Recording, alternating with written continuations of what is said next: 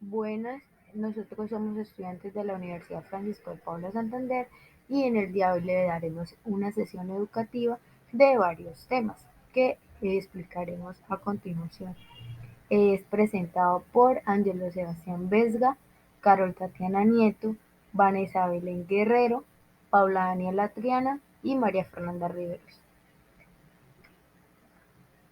Hablaremos sobre la comunicación asertiva.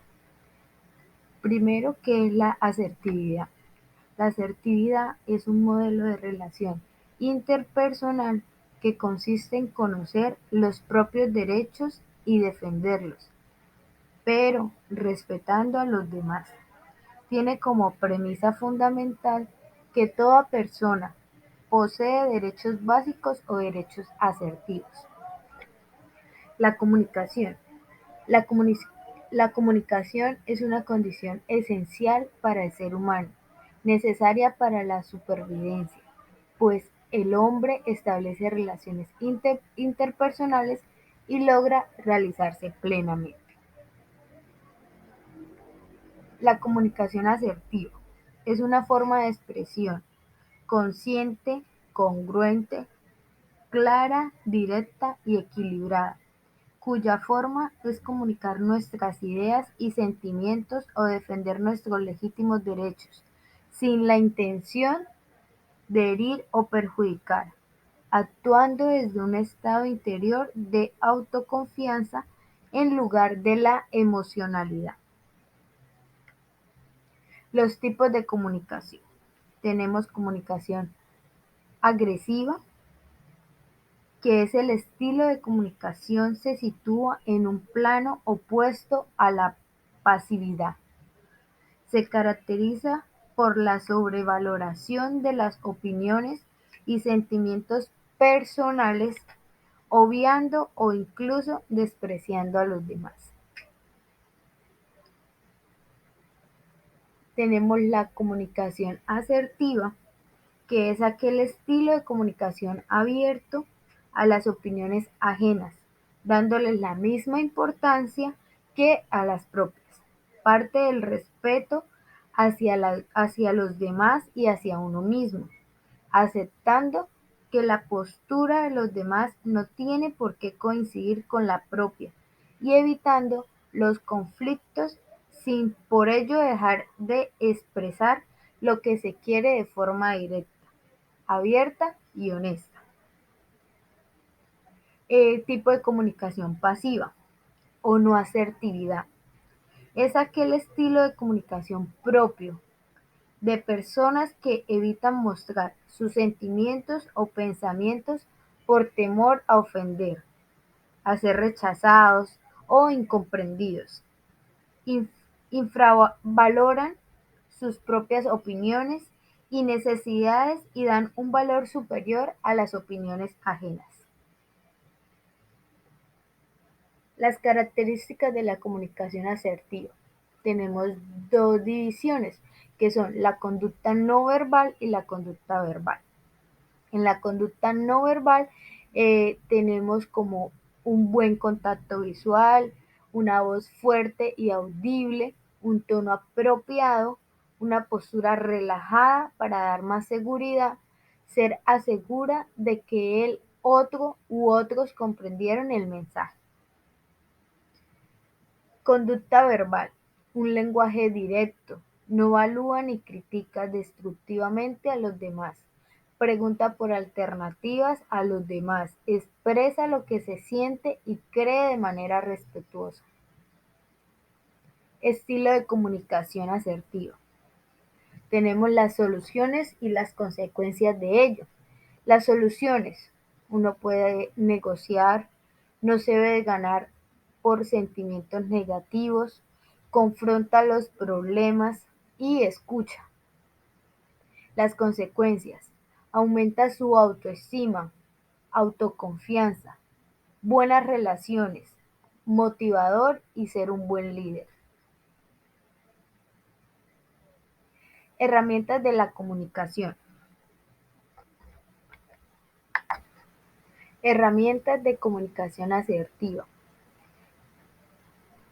Usar frases como yo, Al hacer una petición o expresar desaprobación, usa el yo. Hazlo siempre en primera persona, en lugar de decir eres muy desconsiderado, no tienes ni idea de lo duro que ha sido el día de hoy. ¿Por qué me pides que hagas todas esas tareas? Debes decir estoy agotado hoy. Veo que quieres que haga todas estas cosas, pero no voy a poder hacerlas hasta mañana. Aprender a escuchar. Aprender a escuchar es muy importante ya que podemos dar la mejor respuesta sin agredir o afectar a cualquier persona. Aprende a decir no. En el camino para ser más asertivo, el no es tu compañero. Debes decir no más a menudo. Es posible ser firme y decidido con el no sin dejar de ser considerado. Al principio, decir que no puede hacer que te sientas ansioso, pero con el tiempo llegarás a sentirte bien y bastante liberado. Validar y regular las emociones. Si alguien está en desacuerdo o desaprueba tu elección, opinión o solicitud, no debes enojarte o ponerte a la defensiva. Es mejor buscar una respuesta constructiva o decidir evitar a esta persona en futuras situaciones. Afronta y acepta críticas. Un error común que cometemos en el camino para ser más asertivo es tratar de ser firme todo el tiempo. La asertividad es situacional y contextual. Puede haber casos en los que ser asertivo no te llevará a ninguna parte y tomar una postura más agresiva o pasiva es la mejor opción. A veces, sin duda es necesario ocultar los sentimientos, sin embargo, aprender a expresar tus opiniones y lo más importante, a respetar la validez de esas opiniones y deseos te convertirá en una persona con mayor confianza. Disco rayado. Al inicio vas a sonar como disco rayado diciéndole a todas las cosas que no te parezcan, no, pero es muy importante para tú llegar a lograr tu comunicación asertiva. ¿Cómo podemos mejorar la asertividad en el trabajo? Ser asertivo no es sinónimo de ser superior o querer tener la razón en todas las discusiones. Por el contrario, la asertividad laboral va de la mano con el hecho de tener las metas claras. Es por ello que el individuo debe establecer sus objetivos principales y además tiene que priorizarlos para llevar un mejor orden de las cosas. Si el trabajador tiene un objetivo claro en su mente, tendrá las herramientas necesarias para justificar sus conductas o decisiones. Tema número 2: Importancia de la cultura de seguridad del paciente. ¿Qué es seguridad del paciente? Es el conjunto de elementos estructurales, procesos, instrumentos y metodologías basadas en evidencias científicamente probadas que propenden por minimizar el riesgo de sufrir un evento adverso en el proceso de atención de salud o de minimizar sus consecuencias. Definición de cultura de seguridad del paciente. Es la capacidad de una organización para identificar, informar e investigar incidentes y tomar las medidas correctivas que mejoren el sistema de atención al paciente y reducir el riesgo de recurrencia. Trabajar en equipos multidisciplinarios. Los siguientes aspectos que hacen parte de la cultura de seguridad y se destacan como relevantes en la percepción de los participantes: la comunicación oportuna, la efectividad y de calidad dentro de los mismos miembros del equipo de salud para la identificación de oportunidades de mejora en la correcta atención del paciente. Asimismo, la retroalimentación de los errores en la atención y de sus respectivas alternativas de solución, además de prevenir futuros eventos adversos en el cuidado del paciente, permite entablar una relación de confianza y compromiso dentro del equipo de salud encargado del mismo, teniendo en cuenta un objetivo principal de la cultura de seguridad del paciente es garantizar y promover la seguridad del paciente y su familia, implementando prácticas que mejoren el desempeño del profesional y permitan la realización de los procesos administrativos y asistenciales seguros con el fin de mejorar la calidad, brindar un trato humanizado y lograr una atención segura.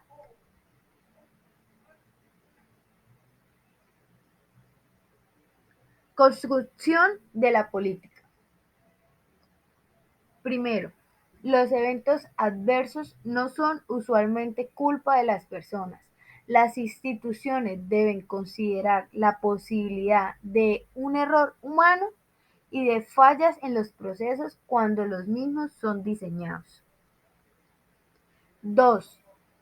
Evitar los daños por error es responsabilidad de cada uno en su puesto de trabajo. 3. Es mucho más fácil cambiar el diseño de los sistemas que el comportamiento rutinario de las personas.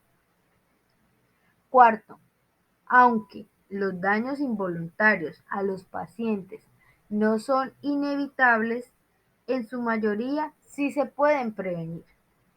Quinto, la seguridad del paciente no se logra creando un nuevo set de normas, ni diciéndoles a las personas que por favor sean más cuidadosos. Elementos básicos de una cultura de calidad.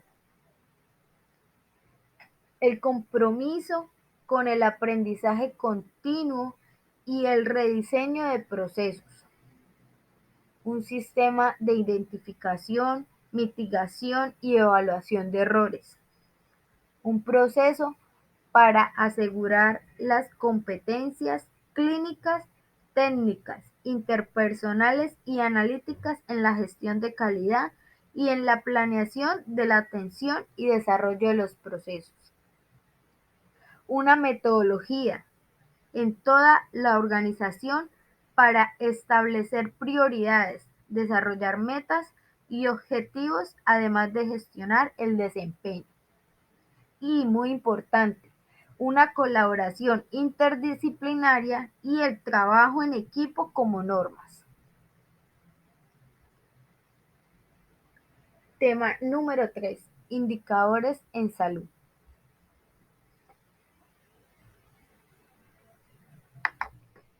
Indicadores en salud.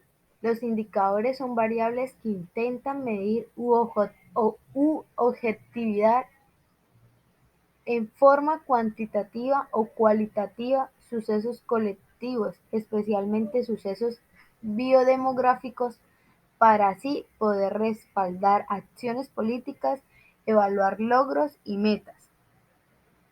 Los indicadores de salud son instrumentos de evaluación que pueden determinar, directa o indirectamente, modificaciones, dando así una idea del estado de situación de una condición. Si se está evaluando un programa para mejorar las condiciones de salud de la población infantil, se puede determinar los cambios observados utilizando varios indicadores que revelen directamente esta modificación. Un indicador ideal debe tener atribuciones científicas de validez, debe medir realmente lo que se supone que debe medir, Confiabilidad. Mediciones repetidas por distintos observadores deben dar como resultado valores similares del mismo indicador. Sensibilidad. Ser capaz de captar los cambios y especificidad. Reflejar solo los cambios ocurridos en una determinada situación. Fuentes de información. Las principales fuentes de datos son las listas de chequeo, auditorías y registros obtenidos mensualmente bajo auditoría realizada por coordinadores de cada área. Rubros a través de los que se crean los indicadores. Los indicadores que evalúan las prestaciones de atención de salud, el estado de salud y el evento adverso presentado. Las características de los indicadores de riesgo en salud. Validez. Debe medir realmente lo que se supone que debe medir. La confiabilidad. Mediciones repetidas por distintos observadores deben dar como resultado valores similares del mismo indicador. Sensibilidad. Ser capaz de captar los cambios. Especificidad. Reflejar solo cambios ocurridos en una determinada situación. Disponibilidad. Los datos básicos para la construcción del indicador deben ser fácil obtención sin restricciones de ningún tipo. Simplicidad.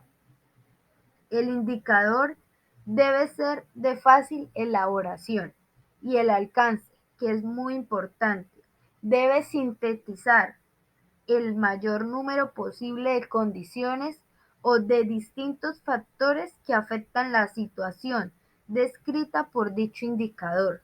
En lo posible, el indicador debe ser clasificación de los indicadores. Están los epidemiológicos y los operacionales. Los epidemiológicos se utilizan para estimar la magnitud y trascendencia de una situación determinada. Siempre deben estar referidos a la población a partir de la cual se calculan, el periodo de tiempo que representan y el lugar geográfico del cual proviene la información. Los indicadores operacionales eh, miden la calidad de trabajo y pueden ser de tres tipos: de productividad, de costo promedio y de calidad técnica. De productividad están relacionados al trabajo con el tiempo de recurso humano, hora, médico o material disponible como día y cama, y expresan el promedio de producción por unidad de tiempo sobre recurso humano. Ejemplo: promedio de exámenes realizados por tecnólogo médico por hora sobre egresos por mes cama. Los indicadores de costo promedio relacionan el trabajo realizado con sus costos y expresando el costo requerido en la producción de una unidad de trabajo.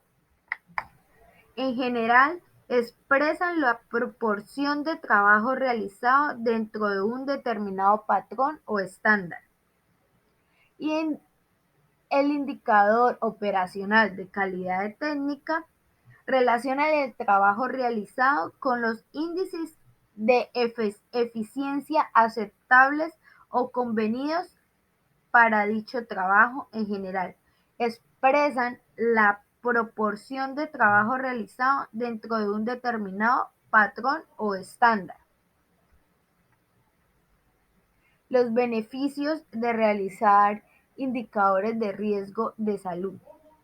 Facilitan la elaboración de informes precisos y de forma oportuna, ayudan a realizar un monitoreo constante y efectivo de los riesgos para tomar decisiones a tiempo, permiten gestionar el trabajo para el logro de los objetivos y mejorar las perspectivas futuras. ofrecen señales de alerta temprana, lo que previene problemas que podrían afectar a la organización. Tema número 4. Eventos adversos, barreras de seguridad. Evento adverso. Según la Organización Mundial de la Salud, un evento adverso es el resultado de una tensión en salud que, de manera no intencional, produce daño al paciente. Clasificación del evento adverso. Tenemos unos eventos adversos prevenibles, que son aquellos incidentes que se hubieran podido evitar en las circunstancias particulares del caso. Eventos adversos no prevenibles son aquellos eventos inevitables, dado el estado actual de los conocimientos, los cuales pueden ocurrir incluso cumpliendo todos los protocolos de seguridad del paciente. Barreras de seguridad. De manera que a partir del análisis causal se deben diseñar e implementar prácticas seguras en los diferentes procesos de atención. Algunas de las prácticas seguras que utilizan las instituciones para disminuir la probabilidad de ocurrencia del evento adverso son: acciones dirigidas a garantizar una atención limpia en salud. Acciones dirigidas a evitar la confusión en la administración de medicamentos. Acciones dirigidas para disminuir las fallas asociadas al factor humano. Programas para evitar las caídas de pacientes. Programas para evitar las úlceras por presión. Protocolos para la remisión oportuna de pacientes y unas barreras de seguridad en la utilización de tecnología. Prácticas seguras. Se deben identificar las situaciones y acciones que puedan llegar a afectar la seguridad del paciente durante la prestación del servicio y gestionarlas para obtener procesos de atención seguros. Política institucional de seguridad del paciente. Se deben establecer, implementar y armonizar la política de seguridad del paciente con el direccionamiento estratégico de la institución. Establecer la prioridad que para la institución representa la seguridad del paciente. Socializar y evaluar su conocimiento por parte de los funcionarios de la institución y promover un entorno no punitivo. Política institucional ante un evento adverso. Primero, establecer un entorno sanitario seguro, centrado en el paciente, que impulse la comunicación abierta, sincera y continua y garantice el respeto de los derechos del paciente. Se debe desarrollar un plan de actuación ante un evento adverso que incluya procedimientos de prevención de los mismos. Se debe integrar el plan de cultura de seguridad del paciente y del centro, para así garantizar, promover, educar y entrenar al personal sobre los métodos para afrontar un evento adverso. Mejorar la seguridad del paciente, realizar la evaluación periódica del plan de atención y asegurar que el plan de actuación se refleje en un documento escrito fácilmente accesible que oriente a los profesionales sobre qué hacer cuando se produzca un evento adverso. Respuesta inmediata al evento adverso. Ante un evento adverso, sobre todo aquel con consecuencias graves para el paciente o muerte, la respuesta inmediata debe focalizarse sobre los tres elementos principales: el paciente, el profesional y el escenario del evento, que sería el entorno. Un control rápido y eficaz de todos ellos favorece una correcta evolución de los acontecimientos posteriores. Reportes ante un evento adverso.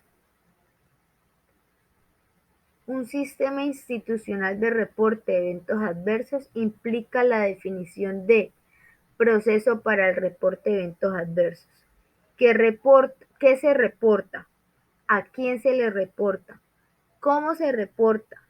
¿A través de qué medios se reporta? ¿Cuándo se reporta?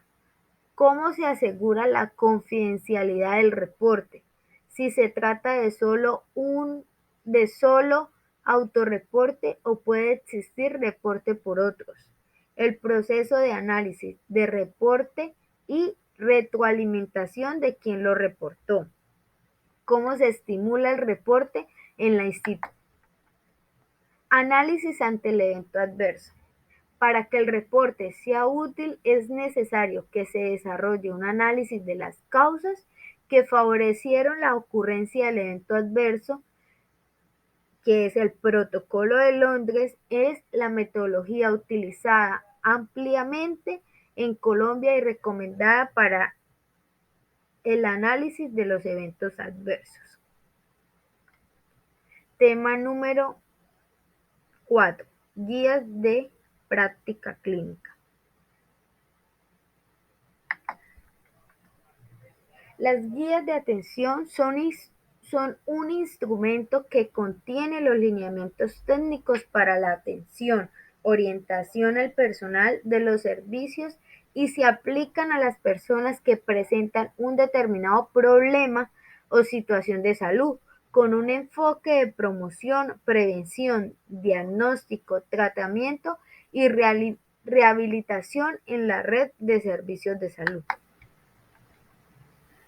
Clasificación. Primera fase. Aquí podemos encontrar la planeación y construcción del plan de implementación. Segunda fase. Ejecución de actividades de implementación.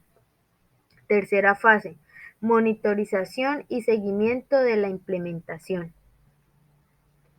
En la primera fase podemos encontrar los pasos para la adopción de guías de prácticas clínicas. Las directivas de la institución prestadora de salud deben asegurar que la implementación de las guías prácticas clínicas de como una orden administrativa prioritaria.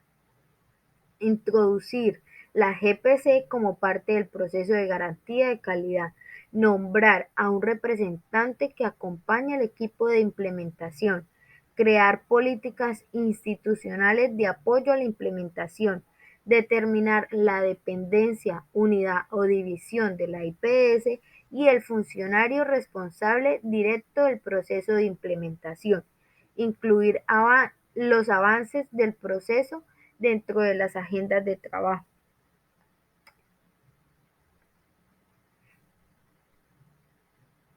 Creación del plan institucional de implementación. En la conformación del equipo de trabajo se deberá asegurar que se encuentren todos los profesionales involucrados. Conformación del grupo de adopción de las guías. Perfiles y funciones. Coordinador general, líderes de todas las áreas, representantes de los profesionales y los pacientes. Diseño y evaluación, revisión de literatura, evaluación y síntesis, formulación de recomendaciones, difusión e utilización. Son los aspectos que debemos tener en cuenta en la formulación. El plan institucional de implementación. Se debe tener en cuenta o se deben identificar las guías. Debe haber una búsqueda de guías de práctica clínica y una selección y análisis de las guías de práctica clínica. En cuanto a la evaluación de las guías de prácticas clínicas seleccionadas, se debe evaluar utilizando el instrumento internacional denominado AGRE-2. Este instrumento evalúa la calidad del reporte y algunos aspectos de las recomendaciones y entrega una evaluación de la validez predictiva de la guía, es decir, si ésta logrará el resultado esperado, donde se van a medir el dominio 1, que es el alcance y objetivo, el dominio 2, la participación de los implicados, el dominio 3, el rigor en la elaboración, el dominio 4, la claridad de la presentación, dominio 5, la aplicabilidad, el dominio 6, independencia editorial. Adopción de guías de práctica clínica. Una vez evaluadas e identificadas las recomendaciones con el instrumento que da el Ministerio de Salud y Protección Social, se harán las modificaciones pertinentes. Se procederá al proceso de adaptación de las guías de práctica clínica de manera formal mediante un acto administrativo, acta de comité o según lo tenga estipulado el hospital o IPS y será expedido por la gerencia. Segunda fase, ejecución de actividades de implementación. Esta fase tiene como finalidad trasladar efectivamente las recomendaciones planteadas en las GPC al quehacer de la práctica cotidiana. Esto implica realizar cambios o modificaciones en la prestación de servicios, particularmente en la consulta o las demás actividades de atención de salud.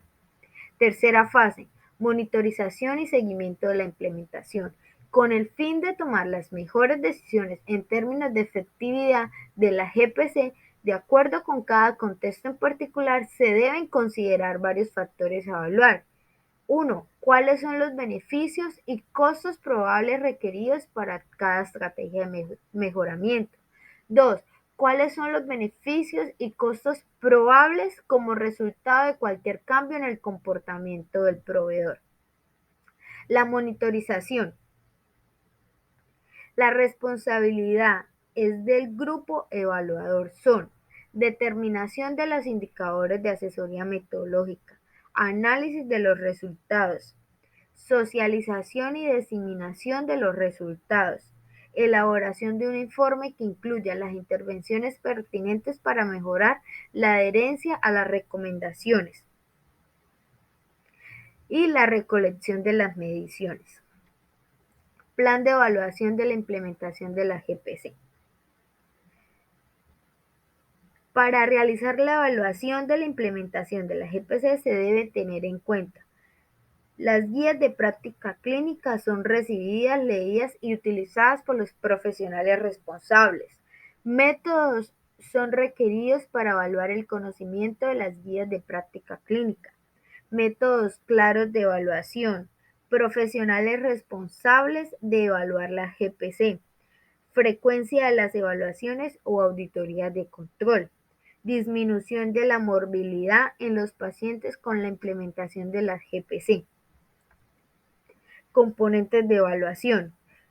De la evaluación de los efectos de la GP de las guías tiene 6 componentes, que son: difusión de las guías de práctica clínica, si la práctica clínica se dirige a las recomendaciones de la GPC, si los desenlaces de salud han cambiado, si las GPC han contribuido a cualquier cambio en la práctica clínica y si el impacto de la GPC en el conocimiento y el entendimiento de los usuarios. Implementación de las GPC en pacientes.